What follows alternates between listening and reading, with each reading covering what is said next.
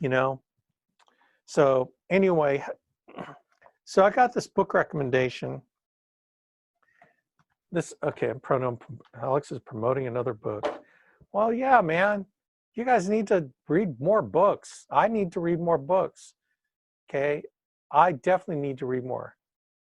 Okay, that's how you grow the quickest, in my humble but accurate opinion, is reading.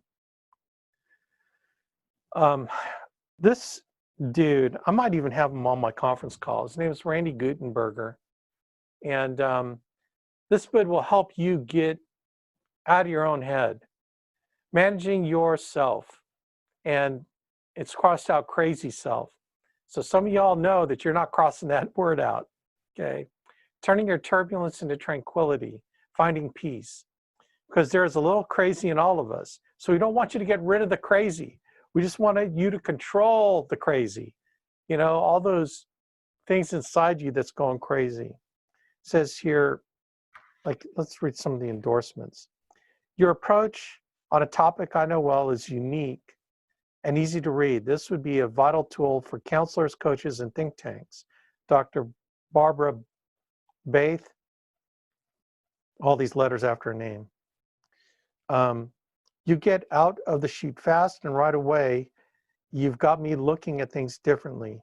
Your talent and humor come through, and you keep the reader thinking and turning the pages to see what's next. Why hasn't anyone taught this before? I wish I had known this long ago. The real key to this book is that it gives you tools. It gives you tools to manage yourself. Tools. And that's what I've tried to equip my children, is tools to handle adversity.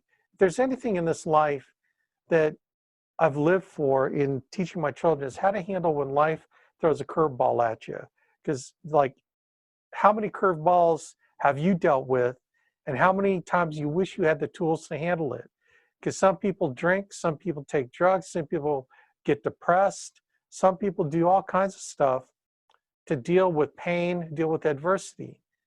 So how are you handling it? And I think that if when you were young, you were given more tools to handle adversity in your life, then maybe things would have turned out different for you. So it's never too late. You can catch up. Look how thin it is, okay? I'm a thin book guy. You know, Magic of Compound Recruiting. Look how thin that is. Asking questions. Look how thin that is, man. See, what's the thickest book in my, what's the thickest book in my office? That's a thick one. I've got tall books. Here's my thickest. This is the thickest book. It's called Tax Facts. This one. See how thick that is? Tax Facts. Life and health insurance, annuities, employee plans, estates and trusts, business continuation. It's 2003, so I would recommend buying this book, you know, buy the latest version. But look how thick. This has got how many pages? 1,000, over 1,000 pages. So you want to see a thick book? That's a thick book. I'm into thin books, man. Give me the info and give it to me quick. Oh, wow, look at this. Lieutenant Abian reporting for duty, sir. What am I doing with this picture? I kind of threw this in my bookshelf. That's so funny, man. Am I first lieutenant? Yeah, so this is after I got my first lieutenant bars, and I had to do my official picture. God, look at that young, skinny guy. Is that crazy? That's so weird, man. Let's put it next to, you can't see my picture, but is that weird? Anyway, I don't know why I picked that out. But managing your crazy self. Okay, so let's go through. Oh, client testimonials. You figured me out in 2 sessions. How? I spent decades in therapy, Randy. I walked in hot burning coals 2 times, 10 feet and 15 feet. No one told me what you saw in just 2 sessions. Walking on coals didn't solve my problem. You did. I have my life back. I almost fired a good employee because I didn't know how to manage them. The employee is still with me 14 years later. Chief Nurse Officer. You helped me give myself permission to love myself and showed me how to think in healthy ways. You give me a read on my staff that would have taken me 6 months to learn on my own. By the way, this is a builder's book too. I learned more from you in 2 or 3 sessions than in years of therapy. Why isn't anyone teaching this? I wish I had learned this long ago. I look back 5 years ago and see what I've accomplished from your coaching I never would have known. Thank you for your insight and direction. You helped me see my troubles and made me feel that I can manage them. It makes all the difference. I have even restored broken relationships with my extended family. Wow, like talk about fruits of this. So some of the okay. Understand the structure of your mind. Meet the ostrich and rhino. Now, some of you might have heard speakers on stage talk about the ostrich rhino deal. Some of them use different animals, but this tends to have that idea of analogy. Physical structure of your brain, a blueprint. Instinctive brain begins with the limbic system. Oh, does it ever? That's the one that happens without you even knowing it. The limbic system is powerful driving force for good or for bad. Limbic system triggers the brainstem, your reactions, the neocortex, your conscious mind. See, this is important, man. So you know the physiology of how you think. It really is chemicals. Like we're made up of chemicals and reactions through our cells in our body. It's amazing when one of those get off, how it can mess us up. And there's reasons for that chemistry going wrong. It's a bad chemistry issue. Understand the problem with your mind. So what's the problem? Your instinctive brain in action, the jukebox, wound tunes, the instinctive brain, your threat detector, insecurities and self-esteem, independence, self-therapy. Understand the solutions for your mind, the solution. It's like riding a bicycle, how healing happens in your brain. See, there's so much opportunity for you to fix yourself and to become better, and it's all in your own power. Isn't that cool? Unhealthy versus healthy loops, managing the cycle of emotions, healing the mind, understanding the mind in your relationship, 4 key relationships, managing emotions from your mind in daily life, how to react to your emotions during the day, how to manage your emotions during the day. Can you imagine, gang, if you can handle your emotions, how great and how productive you'd be in your life? Sometimes we make some of the worst decisions based on emotion. And if I ever really thought it through, I had a chat here. I'll pass on the tax facts. The magic of compound. Absolutely. Although the tax facts books, that's not a bad thing to learn. In fact, part of my 2-year CE, I always look for tax consequences of all our products for people. Anyway, manage your emotions during the day. 12 take charge rhino tips to help manage and change your emotions. Summary, resonate with people, recognizing your spirit, putting it all together, what's your next step? Gang, do you think that maybe you can benefit? Do you think I can benefit? Do you think I can benefit you by being more cognizant of how to help you with the tools? This is really cool. It's got cute little pictures, little rhinos. You know, it's humorous. Like this, you can probably knock this out 2-3 hours. And then you can go back and then highlight. Like I recommend, a good way to read books. First of all, it's good to read books. This is kind of how you read a book. You look at the topics, okay, then you skim each. You know how you used to do it in college when you'd never read the textbook, and then you had to study for the final exam? That'd be me. I'd read the first page and the last page of the chapter and try to get the summaries. Okay, that's kind of what you do when you skim a book, is you kind of look at the beginning and the end, and so it gives you a map of where the where the author is going to march you through the book, and then it gives you an idea that, you know, like most authors, what they do is they make a point and then they back their point with example, statistics, data, but then they restate their point. So all they're trying to do is convince you of a point based on their research. So I just want to know, what did their research find? I'll go back and get the specifics so I can quote it to you, but I'll find out what each chapter has a theme. I want to know what the theme is. They do it in the first paragraph, and then they have a conclusion, and that conclusion. Now, they can build up the ideas within it, and you can kind of see the major headings as you skim it, and then they come to the end. You can skim a book in about 15, 20 minutes. And what that does is it gives you a map in your brain. You stick that in your brain, it gives you an outline of what you expect to fill in when you read the whole thing through, right?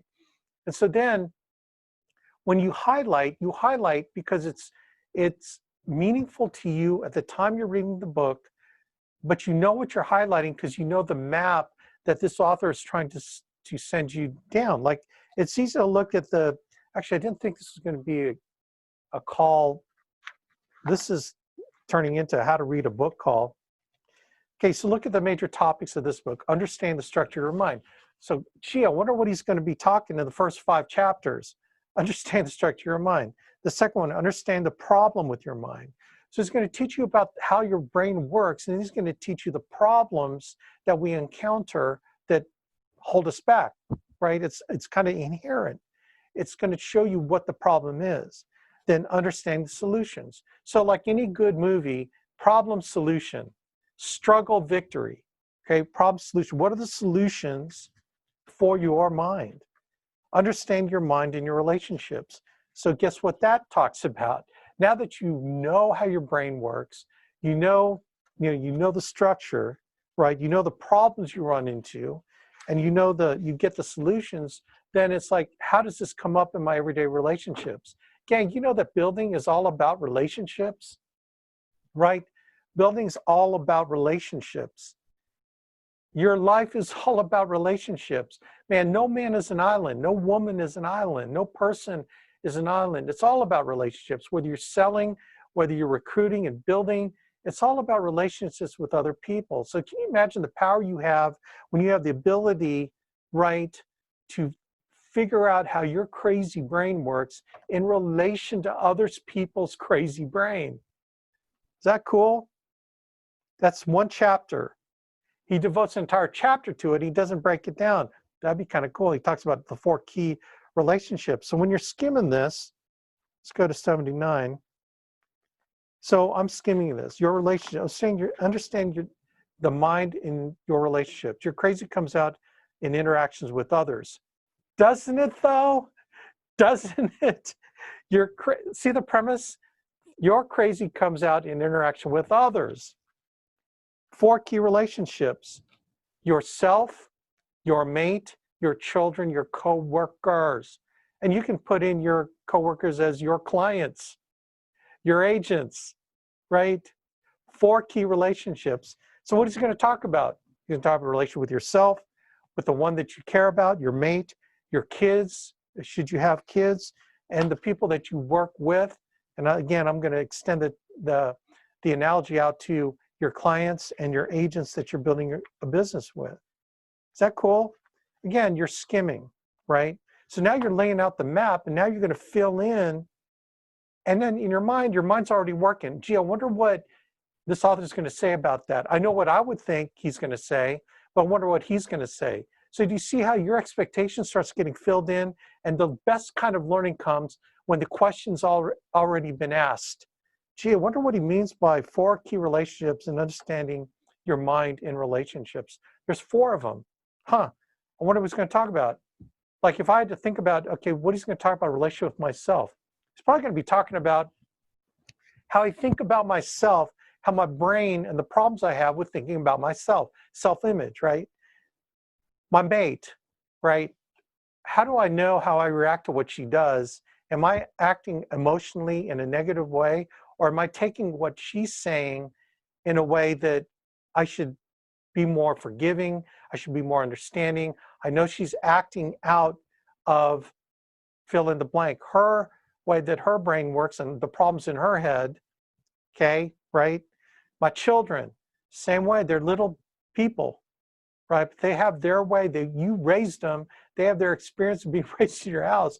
You help form that mind.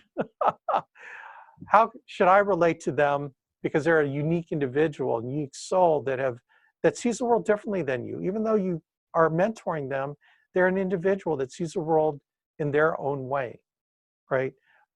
I mean, I don't even know what I'm talking about, but I'm sure he's going to address it. So do you see how the question in my mind, I'm trying to answer it, and then he's going to set me right. Do you see how that works? That's how you can be really quick and effective in reading a book. Managing emotions from your mind in daily life. Jeez, I cannot wait to read that one. But he's going to show me what I've learned and how I actually can put it in practical applications. So I run into somebody that just sets me off, or I read something that sets me off. Guess what? I will know how to handle it. Is that cool? Here's a first paragraph of the preface. What drives you crazy? Is there something, let me stop sharing this. Is there something that consistently sets you off? Think about that. What sets you off? Think about what triggers that emotional reaction. We all have them, and it's a learned trigger that once that triggers, that button's pressed, man, all of us have them, okay?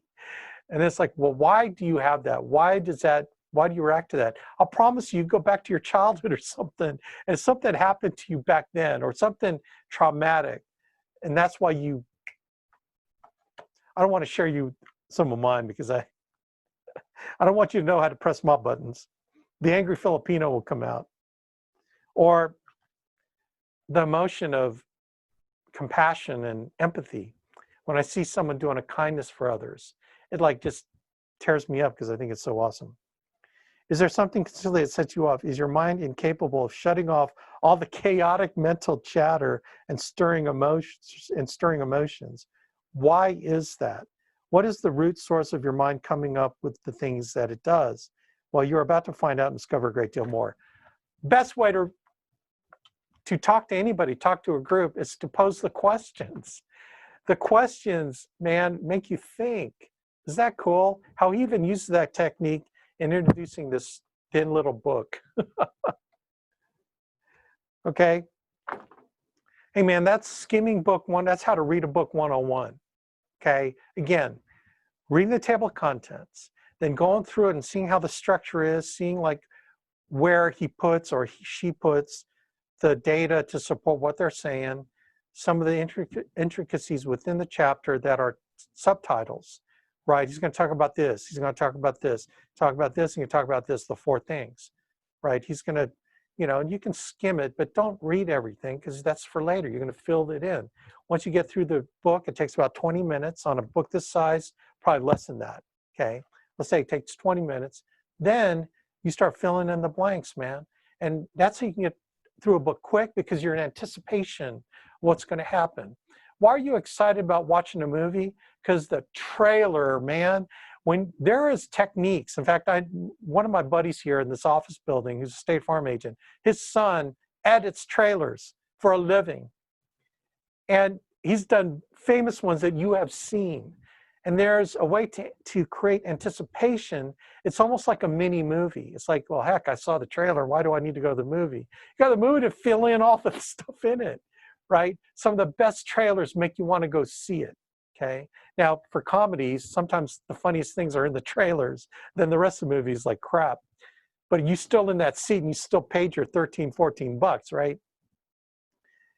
That's how you get interested in a book. And sometimes you may not be ready for a book, and you will know when you skim it. It's like, you know what? I don't think I'm ready for this. That'll save you a lot of time, and that'll actually help you get over the first part of a book, which could be boring, but the good stuff comes later.